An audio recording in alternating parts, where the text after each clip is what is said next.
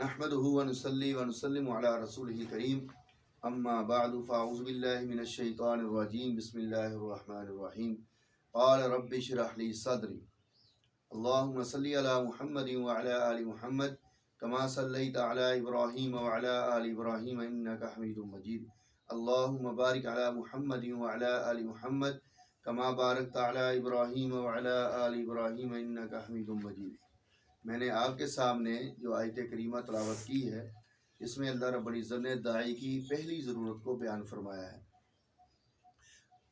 حضرت موسیٰ علیہ السلام نے اللہ تعالیٰ سے دعا مانگی، قال رب اشرح لی صدری، اے اللہ میرے سینے کو کھول دے، میرے سینے کو کھول دے۔ میرے سینے کو کھولنے کا مطلب کیا ہے؟ اے اللہ مجھ پر میرا کام کھول دے۔ اور یہ داعی کی سب سے پہلی ضرورت ہے۔ سب سے پہلے یہ سمجھے داعی کسے کہتے ہیں؟ داعی کہتے ہیں جو لوگوں کو اللہ کی طرف بلاتا ہے، خواب و شعبہ تبلیغ میں رہ کر لوگوں کو اللہ کی طرف بلائے، خواب و شعبہ جہاد میں رہ کر لوگوں کو اللہ کی طرف بلائے، خواب و شعبہ مدارس کے اندر رہ کر لوگوں کو اللہ کی طرف بلائے، خواب و شعبہ خانقاہ کے اندر رہ کر لوگوں کو اللہ کی طرف بلائے، خواب و شعبہ اسلامی سیاست کے اندر رہ کر لوگوں کو اللہ کی طرف بلائے، خواب و شعبہ دفاع کے اندر رہ کر لوگوں کو اللہ کی طرف بلائے، تو وہ کیا کہتا ہے؟ کیا کہلاتا ہے؟ داعی، کہ یہ لوگوں کو اللہ کی طرف بلانے والا ہے، یہ لوگوں کو اللہ کی طرف بلانے والا ہے۔ تو اب داعی کی سب سے پہلی ضرورت کیا ہے جو حضرت موسیٰ علیہ السلام نے اللہ رب العزت سے مانگی ہے؟ وہ کیا ہے؟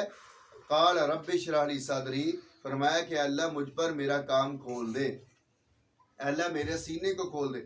میرے سینے کو کھولنے کا مطلب کیا ہے؟ کہ اللہ مجھ پر میرا کام کھول دے، اللہ مجھ پر میرا کام کھول دے۔ تو تبلیغی جماعت والے، رائیونڈ والے جو دعا سکھلاتے ہیں کہ اللہ مجھ پر میرا کام کھول دے، کہاں لکھی ہے؟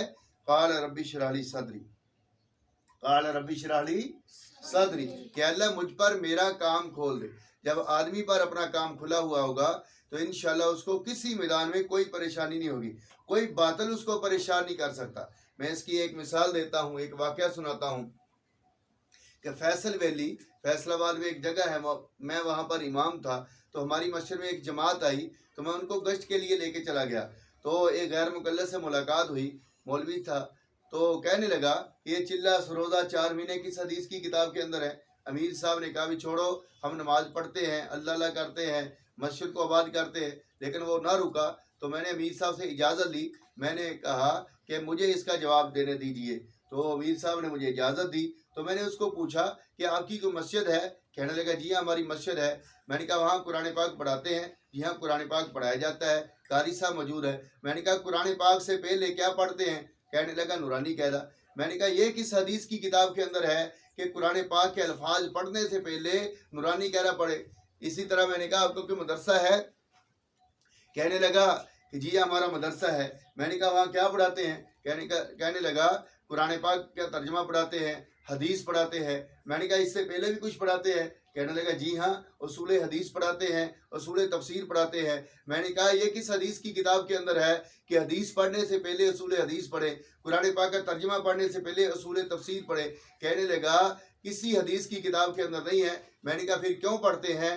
کہنے لگا کہ قرآن پاک کے ترجمے سے پہلے، تفسیر سے پہلے اصول تفسیر اس لیے پڑھتے ہیں تاکہ تفسیر پڑھنا آسان ہو جائے، اور احادیث کا ترجمہ پڑھنے سے پہلے اصول حدیث اس لیے پڑھتے ہیں تاکہ حدیث کو سمجھنا آسان ہو جائے۔ قرآن پاک کے الفاظ کو پڑھنے سے پہلے نورانی قاعدہ اس لیے پڑھتے ہیں تاکہ قرآن پاک کے الفاظ کو پڑھنا آسان ہو جائے۔ میں نے کہا میرا بھی جواب ہو گیا، ہم بھی چلہ سروزہ 4 مہینے اس لیے لگاتے ہیں تاکہ دین پر چلنا آسان ہو جائے۔ تو اس کے بعد کوئی جواب نہیں تھا۔ تو اس لیے میں نے عرض کیا کہ ادلہ شریعہ کتنے ہیں؟ 4 ہے۔ تو قرآن پاک، سنت رسول، اجماع امت، قیاس شرعی۔ تو اس لیے صرف قرآن حدیث اگر دعویٰ ان کا ہے غیر مقلدین کا کہ صرف قرآن حدیث سے ہی سارے اعمال لیں گے، ساری بات کریں گے، ساری بحث کریں گے، تو آئیں میں دعوت دیتا ہوں کہ ہر مسئلہ قرآن پاک سے ثابت کرے، ہر مسئلہ حدیث رسول سے ثابت کرے، ٹھیک ہے؟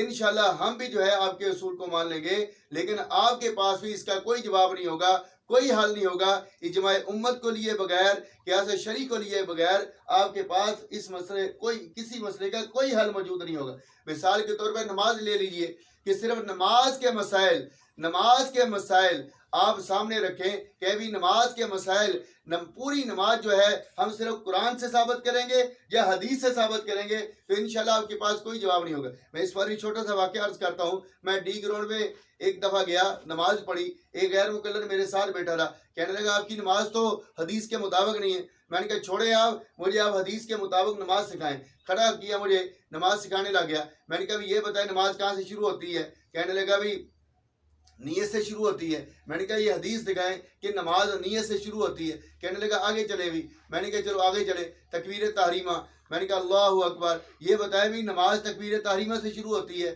کہنے پھر بھی اس کے پاس جواب نہیں تھا۔ میں نے کہا ٹھیک ہے، مجھے کھڑا کیا، کہنے لگا بھی ٹانگیں چوڑی کر لو۔ میں نے کہا بھی یہ پاؤں دور دور کرنے ہیں، ٹانگیں چوڑی کرنی ہے، اس پر بھی کوئی حدیث پڑھے کہ کتنا فاصلہ رکھنا ہے، ایک بلش کا رکھنا ہے، 2 کا رکھنا ہے، 3 کا رکھنا ہے۔ اگر میں پاؤں جوڑ لوں تو میری نماز ہو جائے گی یا نہیں ہوگی؟ پاؤں زیادہ کھلے کر لوں نماز ہوگی یا نہیں ہوگی؟ کتنا فاصلہ رکھنا ہے؟ تو اس پر اس کے پاس کوئی دلیل موجود نہیں تھی کہ کتنا فاصلہ رکھنا ہے، کیا کرنا ہے، پاؤں جوڑ لینے ہیں۔